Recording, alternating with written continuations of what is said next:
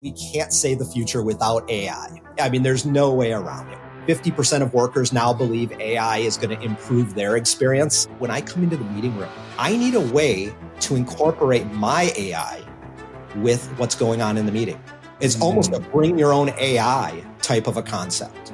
Most of what we do in our day-to-day is going to change significantly. Hear the latest AV trends and predictions in this episode of Crestron's Smarter Spaces podcast on your preferred podcast platform. On this episode of ResiWeek, we talk Google Home AI, Lightapalooza, and Bravas survey. All this and more on this episode of ResiWeek. This is ResiWeek, episode 457, 2 to Tango. Welcome to this episode of ResiWeek. This is your weekly roundup of all the latest news and stories for the residential AV industry. I'm your host, Matty Scott for AVNation.tv. And this week, I'm pleased to be joined by two of my good friends. First, we have Katye McGregor-Bennett. She's the president of KMB Communications. How you doing, Katie? I'm doing well for a Monday. For a Monday? I love the qualifier. Yeah. Well, it's a Monday and we're doing... Ask me later. The other gentleman joining us today is Mr. Chad Russell. He's the director of sales for residential over at Ametek. How you doing, my friend? I am doing fantastic for November. For November. We are all patiently awaiting December and snow, so it'll come soon enough, hopefully. All right, we are going to kick this off with a story that comes to us from CE Pro. And actually, sorry, just before I do, we are recording this on the 11th. Happy Veterans Day, happy Remembrance Day in Canada, happy version of Remembrance Day you guys do in the UK. I can't remember what it's called. My apologies, but all of those things, thanks to everyone who served and works in that world. All right, coming to us from CE Pro, Google expands Gemini home presence while Alexa AI's launch gets pushed back. The Gemini mobile app, currently only on Android, will include will include the Google Home extension, which allows users to control smart devices with their generative AI. What that means is you can use, again, the Hey Google wake word, and in theory, use some natural language to trigger an action, i.e. set the dining room for a romantic dinner date, set the AC to a good temperature for sleeping, so like 65 degrees, et cetera, et cetera, et cetera. And it will do its thing. As I mentioned, Amazon's is coming, but it has been pushed back at the moment right now. I guess there's a new deadline sometime in 2025. Katie, let me start with you on this. I love seeing this, and this gets me excited for a practical use, for AI in the home. I'm curious about how well it will control your home and also the flexibility / configurability that you'll have, i.e. if it says, if you say, hey, set it to a romantic dinner date, and it drops the lights to 25%, but you only have, a couple of little lights, and all of a sudden you can't see your food. How well will it learn what you're actually looking for? Do you see this as promising, or do you see this as gimmicky? So I'm going to go with promising, but I think that, like all things, the pain, the pain and suffering that's going to occur in the process of learning, and by machine learning and human learning, how to have the machines do what we want them to do. To your point, AI and machine learning, two different things, right? Yes, they are. I'm surprised you haven't already jumped in on that. I was going to be good today. Darn it. But I do think, as much as I love to see the progress of technology and bringing, sort of the cool and the wow factor down to the masses, what does concern me about this is the negative experience that's going to occur until the lessons have been learned. And even with the higher end systems that are professionally installed and integrated, until you know how to utilize them, you may not get the result that you're hoping for. And some of that is natural voice, and some of it is just the complexity of the commands or the order of the commands. This is great, but a romantic date night for me, well, I don't know about any of you guys here, it might be totally different than a 25-year-old wanting to have a romantic date night. In fact, I probably think at 52, it's going to be very different than at 24. So who's the brain in the room that's going to determine what my romantic date night looks like and sounds like, right? But that's, of course, where then the balance is professionally installed and maintained systems. That's the advantage and the plus up, and the benefit and the draw to doing what we do.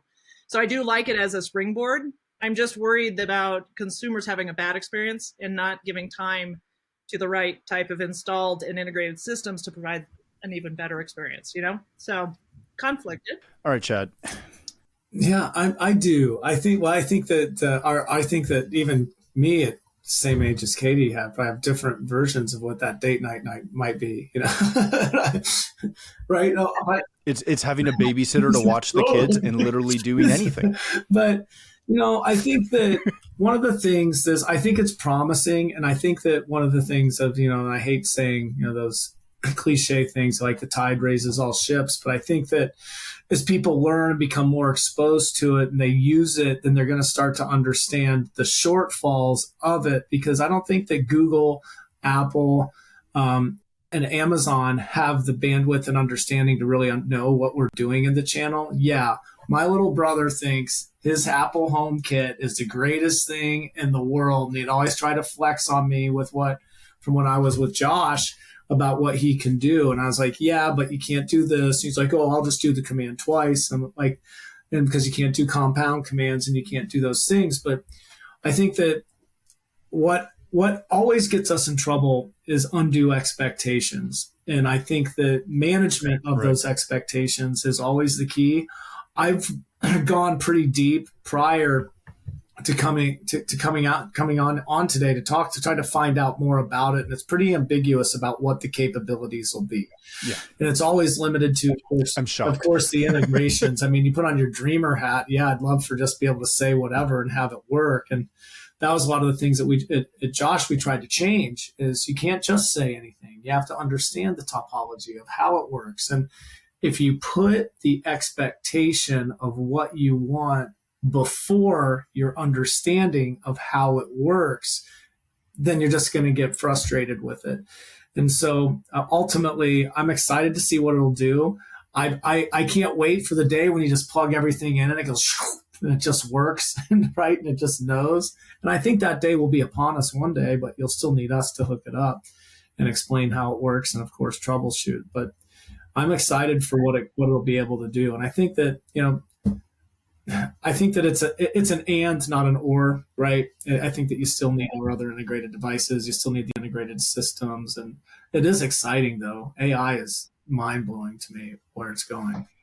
So let me ask you guys this, though, because I'm going to kind of compare this to the Xfinity voice remote, which was kind of one of the first voice remotes that came out, I think, as you're giving me the look. Again, I'm in Canada, so it's a little guessy, but they had, essentially the set-top boxes had the little microphone that you could speak into and say, find for me golf, and it would find golf and just put it on. And then I would go to sell a system that was fully controlled, fully automated. And all the customer would ask me is like, yeah, but I can like push a button and talk into it. And I'm like, no. And again, I'm not comparing that directly, but what I'm saying is, if this comes out and it does 75% of what your average consumer is looking for, when you then go to quote your bigger system from any of the big automation companies, how is that battle going to potentially be if they're doing stuff, again, maybe to 75% of what you're looking for, but they're doing it in a box that, again, is a $50 box? I think it's interesting. It's one of those. I mean, there's a lot of ways. I'm like step like I'm walking through a minefield on this. But danger, Will Robinson, danger. I think on the Android platform, I like the Android platform on my TVs. I wish it was integrated, and I will say that. But I jumped to Roku because, I use Josh and I use that. I think that is an interesting thing that I didn't really think about. And I always had people. It's interesting to watch. Being able to. And again, I'm not trying to, I always sound like I'm trying to kick the industry a little bit, and I'm not, but it's a conversation that I don't think is had enough of. I have firsthand experiences, multiple, like with weekly, with customers that will not buy an automation system because they want the voice remote. So we're not selling remotes because in my company's case, our vendor doesn't have it. Yeah, the way I got around that is like, it was watch cable, then you pick up that remote. And because how many people were buying the TPMC 3X and they buy it, but they never use it because they want to use that remote for that specific thing. And I'll tell you, having access to that content in the way that the Xfinity remote did was pretty fantastic. Because I didn't know what channel the game was on. It was way easy. Scrolling is the...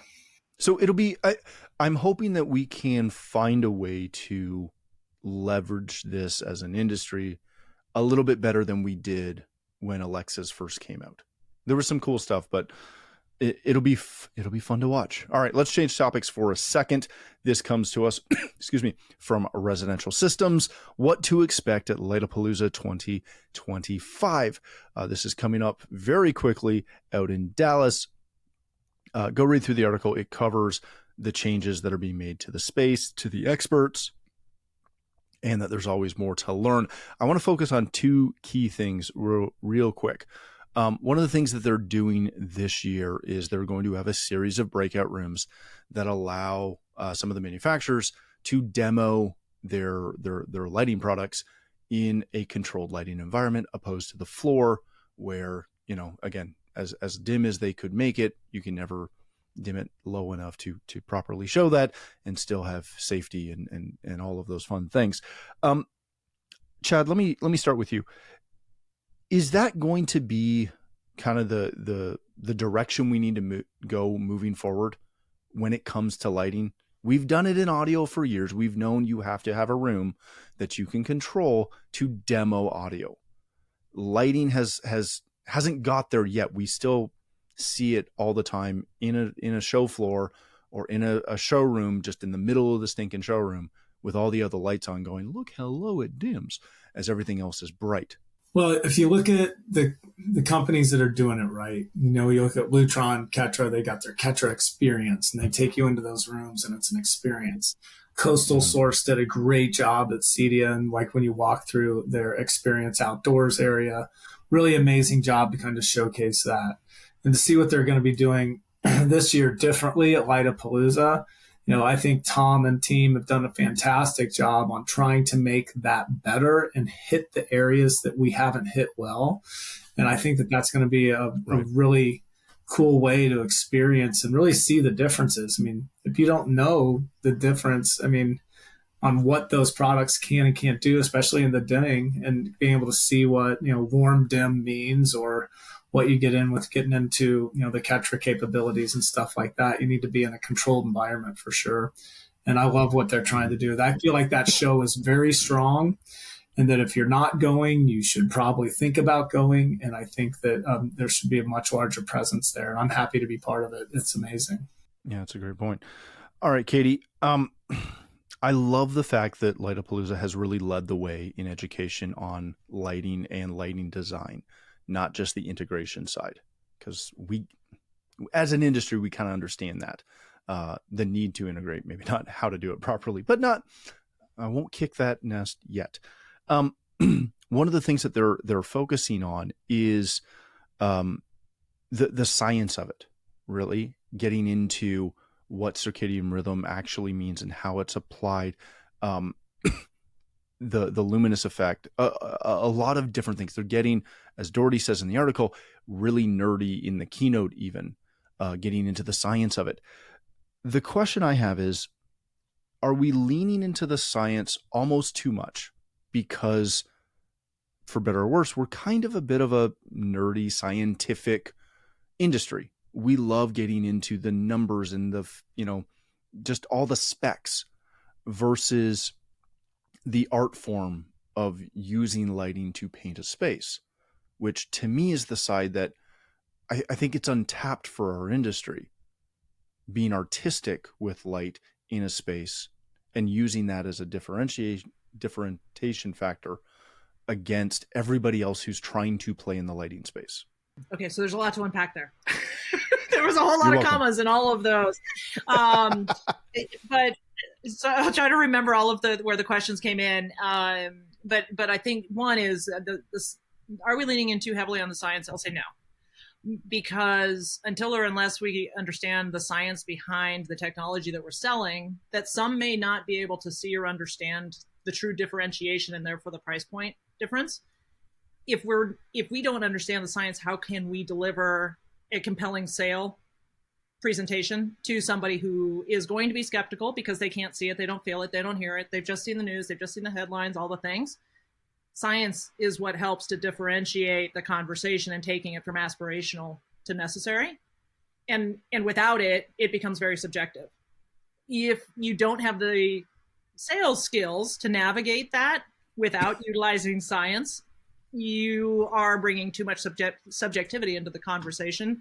Very few are going to believe that and go for the sale, and which opens up a much bigger conversation, which is sales skills are at an all-time low in the industry. Events like this are helping increase.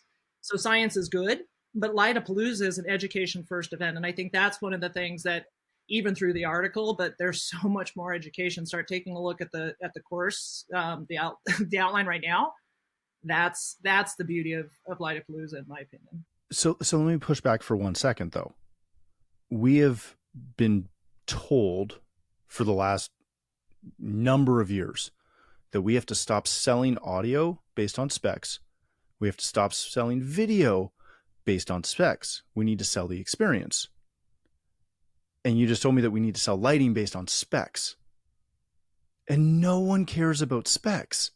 Even my gearheads that I sell TVs to, they care. They don't understand what it means. They just need to tell me what one they think they should get. And then we go, yeah, that spec's the one you really want to pay attention to. That's the one you need. Yeah, no, I don't disagree. And I've been on that soapbox quite a bit on a number of topics. I think, and Chad, you'll appreciate this one. It's in the power category. Well, why do I need power? Well, it's just going to make your stuff work better. That seems to be the line that a lot of sales reps fall back on as to why you need to address power in the home. That's the worst excuse ever to sell power, but that's what we fall back on. So my point about science is when you understand the science, you can better deliver a sales presentation that's going to be more compelling to whoever you're selling to. And you got to know your audience in order to know how much of the science to bring into it, or just how much of the knowledge that the science provides to get them to understand why it's needed, not just wanted. Yeah, I think that what you're getting at is the designers and engineers of the system need to understand the science. The sales guy needs to know how to deliver the impact, the wow factor, and make the hair on the arm stand up. And I think that I am not against teaching. By no means, don't misinterpret my negative aspect on the science. That's not what I'm saying. I'm saying we need, and again, I've been playing in lighting for almost 25 years now. We need people to understand the science and then forget it when they're talking to a customer. Because you can even go, if you guys have paid attention to Home Depot, for example, 5 years ago when you walked in, when LEDs had really, started to cover the shelves everywhere, every single case showed a Kelvin temperature. Every single one. Now, go find it on a Philips bulb. You will not find it. It is not anywhere on the package. It is soft white, warm white, cool white. That's it. And depending on the fixture, that cool white might be 4,000. It might be 6,000. It might be 5,550. It's ridiculous. I know I like 3,500, man. 37.5 isn't bad either. You renegade. 2,700 across the board, warm dim to 18. We could make an auction out of this. I like it moody. Oh, see, I don't think Gemini's not going to understand that. They're going to put it to 3,000 and be like, oh, it's great. No, it's not. All right. Last story from our good friends at Residential Tech Today. There's a Bravas survey where customers seek improved integration and support. Bravas is a multi-city provider of smart tech for luxury homes, and they did a survey of their customers. And there's some interesting things in there. specifically that 69% of homeowners felt that their architects or builders did not adequately address or explain the role of tech automation in the planning and construction process. 59 said that their architects and builders lacked the necessary knowledge, etc. 62 of designers didn't understand how to fully grasp the integrated smart home. None of these numbers surprise any of us, with the exception of the fact that it's a small sample size because it's Bravas customers. Katie, when you see this, again, we're not surprised that these are the numbers. I'm a little surprised that in this demographic, the numbers are so high. Does it shock you, or should we just... So a little bit of both. I think, and I've answered this question a lot over the years in doing these programs with you over different surveys and polls and things. The devil's in the details. So how was the question asked? And that's one. Because how the question is formulated will help derive how the answer is provided. But I'm also too is how many people understand what a device is and are actually including that knowledge in their responses. I think that gets to be a little bit confusing because, in my house, I know how many devices I have, but if you were to ask me how many am I using, I may or may not remember to include all of the appliances, all of the other things, because I don't necessarily think about it. Right. So, I think I love the data points that come across here, but, I think to get too deep into the scrutiny of it, then we start to derive the wrong result. The bigger thing is just, for me, from a marketing perspective and communicator, is go to the end of the story and I ask you, so what are we going to do with this information as an industry? Because this is a huge amount of people that need us desperately. So what are you going to do with this to market specifically to the needs that these polls are pulling for us? And how simply can you get in front of a customer based on, have you had a horrible technology experience in your home? I bet you have. Let us help you. That's not the language you're going to want to use, but something as simple as that, as opposed to trying to use our language to wow and entice you into wanting what we're selling. How about just getting right to the core of the issue? Does your home work as you want it to? We can help. So I think, again, I love these things because it squeezes out of the other side with the opportunity that we have. And it's just a matter of what are we going to do with it? Chad, as an industry, and again, I hate asking this question because we've asked it hundreds of times, but what do we do with this? Because this shows that, and again, I kind of have a decent idea of what a Bravas customer is. And by extension, I know what that means for the architects that are working on those homes and the builders that are building those homes. These are not track homes. These are not your run-of-the-mill, 4-bedroom, 2.5 bath with an unfinished basement, 2-car garage, right? Like, these are some decent properties that take some quality people who, given these numbers, those are the leaders of in theory, the building and the architectural and the design community, and they don't seem to care about tech. I feel like we've preached to them enough. What do we do? Well, that's a tough one. I mean, so when I was in Aspen, I would do this stuff, and I was with 40 architects probably every other month, meeting with them and going over all of this, and it just kind of glazes over. What they're focused on is, I think to a certain extent, and after going through my own remodel, I think that we all just kind of go through fatigue, and there's certain things that we're not interested in, we don't pay attention to. And then you put the homeowner at the end of that as the end result on a survey. And they're tired too, because they've made all these decisions and what type of flooring and what type of this. And then you go out to this all-encompassing thing, and you get a feedback from them that the system didn't necessarily work. We've done, as I think a channel, a really good job of educating, increasing the capabilities, adding more and more of our components and services into the overall offering of the construction process. But I think that it's just takes time. It's like, even us as an industry, we have about, I've kind of figured out, it's like 5 to 10 years where when a new category or a new thing comes up, that it takes us to understand it. And then you put that tech layer on top of things that advances in building construction technology and different things that they're doing, and all of this with all the overall things that customers are wanting. And I think that the other thing is our coursework from CEDIA and the registered outreach instructor, the certified outreach instructor programs haven't really advanced much in the last few years. But I think that it's everyone's responsibility to educate, not just certain people. And I'm not sure what the right answer is. And we're trying to do all the right things. And I think that right now it's maybe less serious of a gap, but the integrations have become more complex. And so I'm not sure I don't necessarily have the right answer. And I think that too, that end users don't get exposed to things like they used to. You used to see so much of this technology just in your day-to-day, but the retail world has changed. You don't see this stuff anywhere anymore.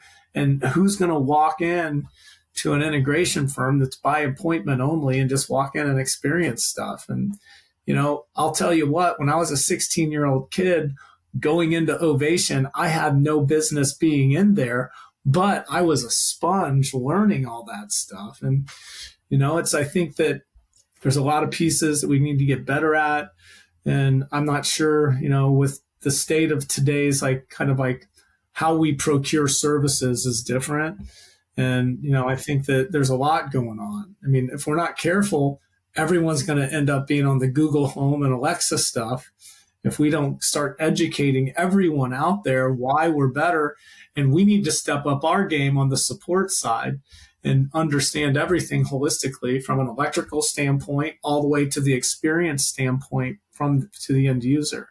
And so, it's a lot. I'm not sure. I don't have the answers. It's a great discussion point, and I think that we could talk about it for a couple hours. But, in the respective, we don't have a couple hours.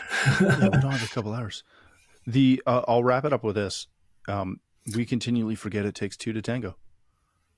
If the builders, the architects, and the designers don't care, you're not going to convince them in a 20-minute, lunch and learn.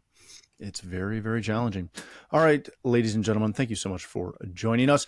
Chad, if people want to connect with you, learn more about Ametek, where can they do that? chad.russell@ametek.com or Instagram, the Chad AI. Anytime you want to find me, I'm always on that.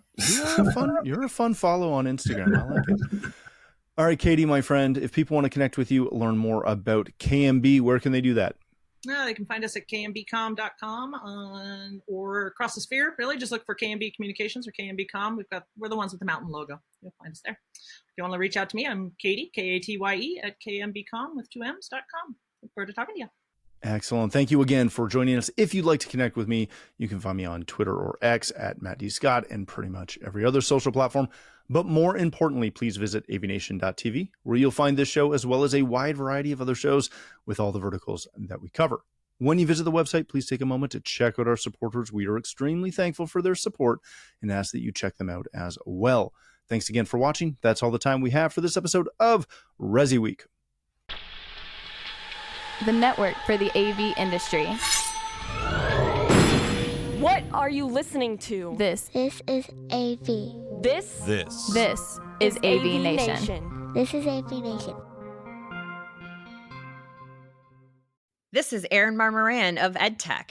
The world of higher ed AV is growing rapidly. That's why each month we hear from the best and brightest from colleges and universities all over the U.S. Check out EdTech on avnation.tv or wherever you get your favorite podcasts.